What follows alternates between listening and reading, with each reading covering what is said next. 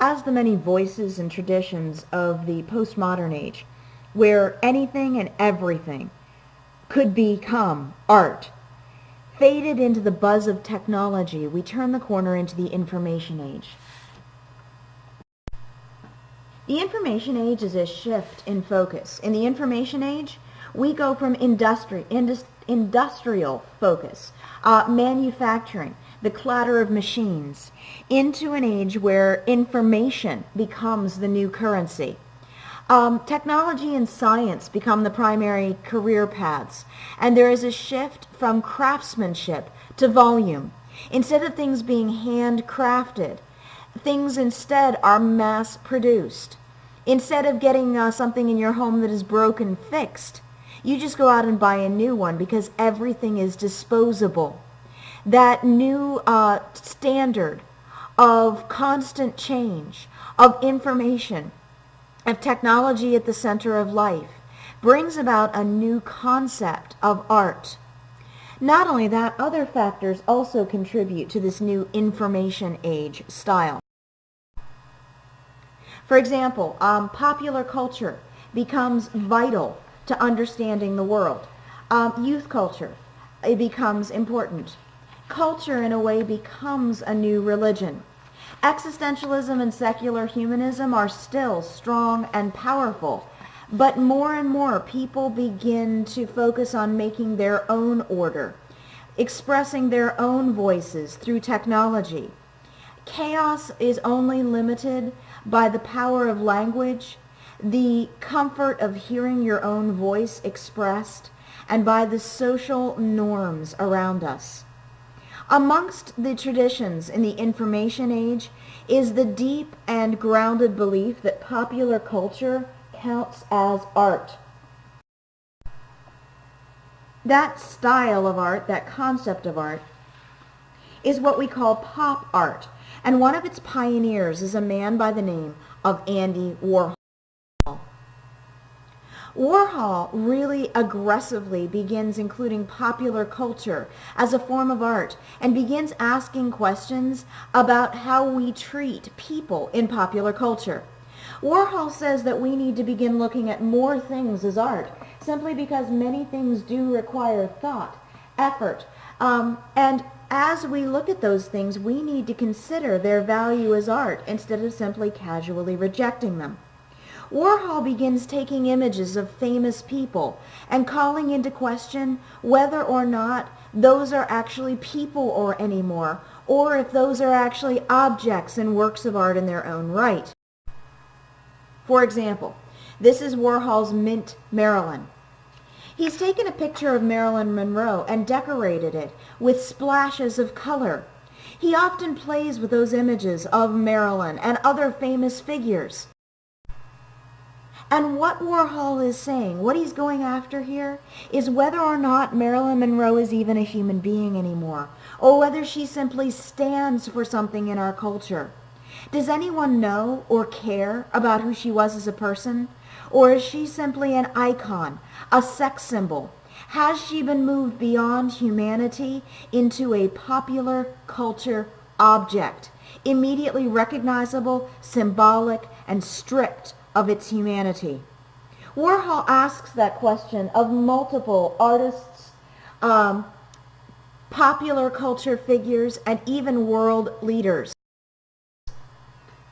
He has many of these images, Mick Jagger, Mao Zedong, the dictator of China, and every one of them reiterates that question.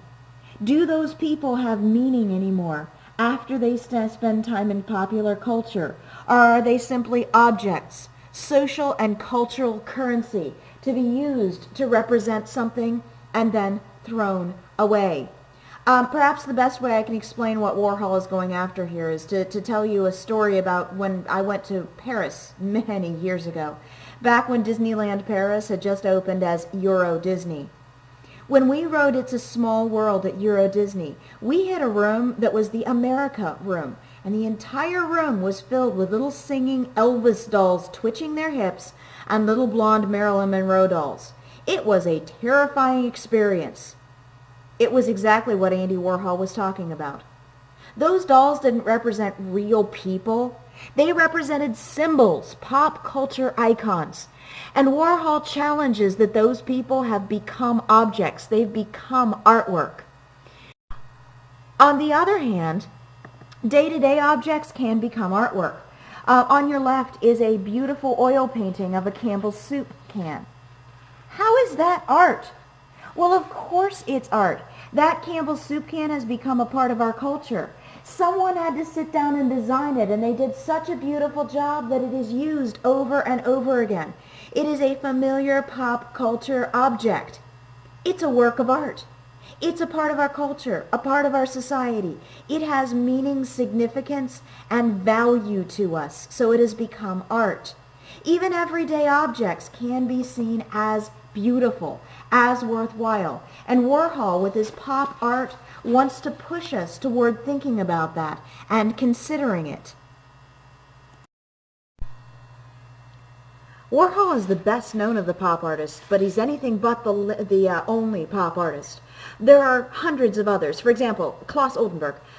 Yes, that is a vinyl toilet. Oldenburg's contention is that everyday objects are works of art, whether or not we recognize it.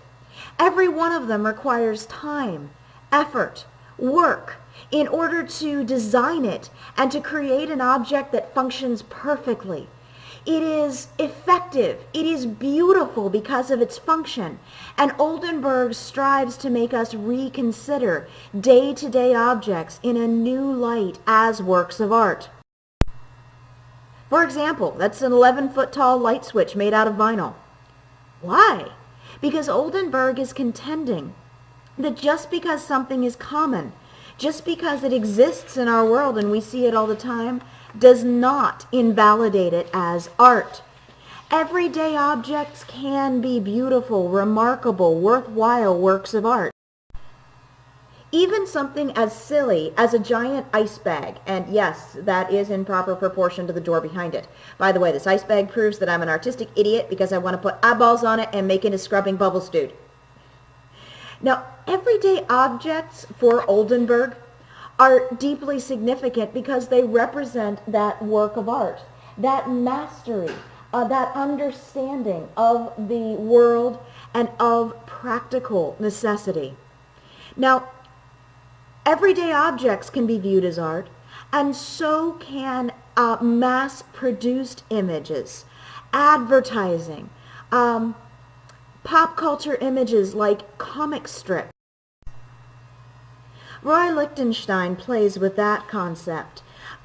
He believes that we tend to pass off or denigrate reproduced artworks that we see in magazines, in newspapers, in comic books. We don't take them seriously. And Lichtenstein says that is deeply wrong of us. Those things are created artworks. They connect with us. They convey messages just as effectively as any Michelangelo or Leonardo da Vinci. Lichtenstein's artworks are simple, graphic images, the kind of things we would expect to be reproduced in an advertisement. And yet, they are all hand-painted, one-of-a-kind, individually crafted artworks. Frequently artworks that actually provide social commentary. Through his artworks, Lichtenstein is casually challenging our concept of what makes an artwork valuable, what is important, what do we value in our day-to-day society. In the world of the information age, where things can easily be reproduced and multiplied, value is not limited.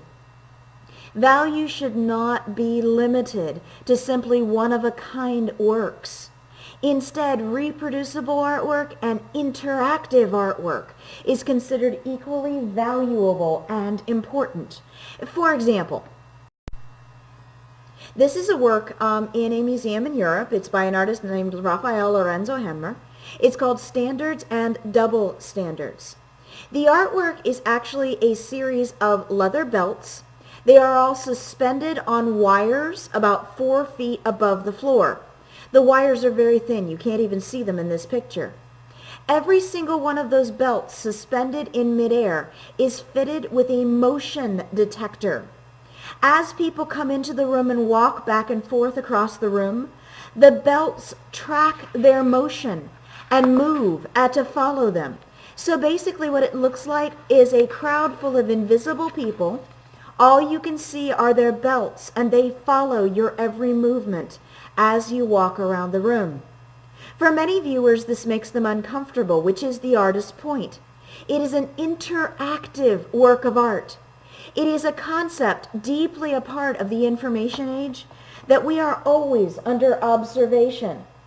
The standard is that we don't mind looking at other people, we don't mind looking in on other people's lives, and yet we are deeply uncomfortable with people looking at our lives.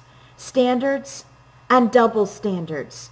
The interactive display of those belts turning to watch us. Constant observation by an invisible force that we can never quite see. That idea of human interaction and how human interaction works in the information age, in a digital age where we have smartphones, Facebook, and are constantly connected and yet ultimately disconnected from the world around us, is one of the major themes of artist Dwayne Hanson. Dwayne Hanson creates life-size photorealistic polyvinyl sculptures. Translation? He creates fake people. That picture on the left is not a picture of Dwayne Hanson. That's one of Dwayne Hanson's artworks. Hanson creates life-size, completely realistic sculptures of people. Not beautiful, idealized people, but deeply realistic, true-to-life people. Those images are placed in public locations. Hanson tends to display in front of drugstores, grocery stores, airports. He loves to watch how long it takes people to recognize that those sculptures are fake. His point in the information age is that we are so absorbed in our own world and in our digital and virtual world that we fail to observe and connect with the true, real world around us. He goes back to the ideas of existentialism, the idea that we are cut off from those around us, whether by choice or by fate, and that we ultimately are so self-absorbed that we do not see the world around us the way it is. Hanson says the people who usually spot his sculptures first are kids. This sculpture was actually in the Orlando airport for a while. The children are the ones who actually are most likely to connect with the world around them. They still are interested in enough, curious enough, and absorbed enough in the world around them to be interested in interacting with it. And therefore they tend to see the world the way Hanson would say it really is. Hanson also loves playing with our perceptions of reality. He creates sculptures like these that get deep, vital reactions from people.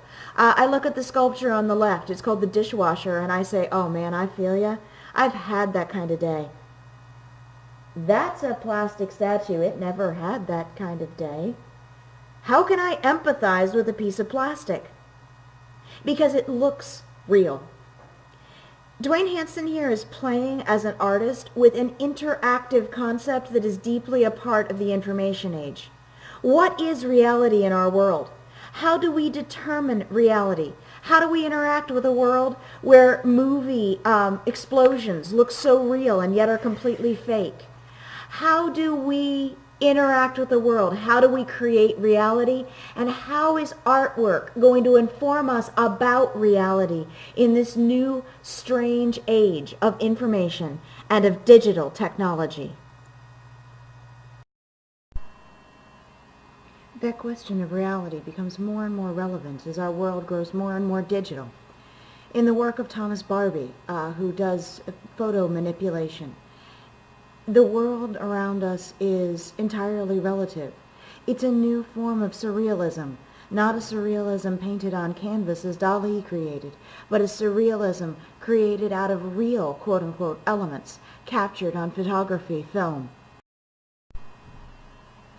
These images can be beautiful, bizarre, disturbing. They can speak to us, touch us. They express the artist's feelings, convey a message, and get a reaction from the viewer. They are postmodern art, but they are information age art, using the technology and digital mediums around us to ask the really, really big questions.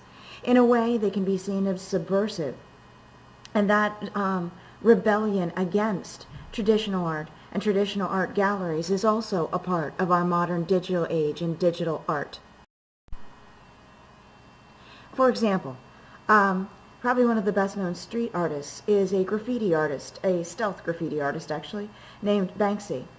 Banksy works in temporary art, mostly because it is graffiti. It is considered defacing public buildings, and usually the London police have an arrest warrant out for him. He tends to simply create art along the sides of the streets that are captured only on photography, and yet they talk about issues, cultural questions. They are funny, quirky, delightful, brutal. They are art in the information age at its best. They make us question, they point out flaws in our society, and they use any medium to do it. In information age, new questions are arising as we turn the corner into a new era of art. Questions like, what is the value of the original? More and more in the digital age, original is a debatable word. I mean, you think about a digital camera. When you take a photo with a digital camera, what is the original? Is the original the picture on the SD card that you've got plugged into your camera? Is the original the copy you copied to your computer? Is the original the copy that you had printed out and picked up at the photo store? What is the original? More and more, as art becomes democratized, in other words, everyone has access, everyone has a way to make art. The internet is a leveling field for all sorts of different art. How does that affect art? Does that mean that there are still people who are artists and people who are not? Or have we all become artists? Is there a value to the permanence of art? Art that is painted to hang on a wall and last, as opposed to art that is simply created online and then deleted as the website and the web progresses. More and more, art can reach a global audience, and questions of how do you communicate with a whole world become more and more relevant to us. Our audience is accessible. The audience is out there for any artist. It's simply a matter of putting it online and waiting to see what happens. In the digital age, art has intrinsically changed. We no longer have patrons. We no longer have kings. We no longer have someone who determines what art should be popular. We don't have judging panels who put on a national art show that sets standards.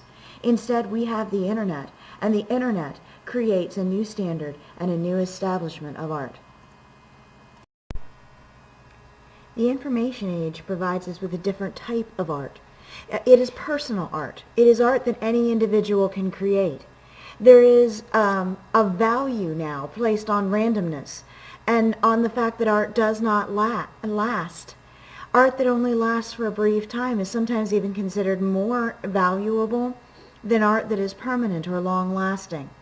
More and more, the lines between art and marketing and personal expression are becoming erased, and those three things are all intertwined.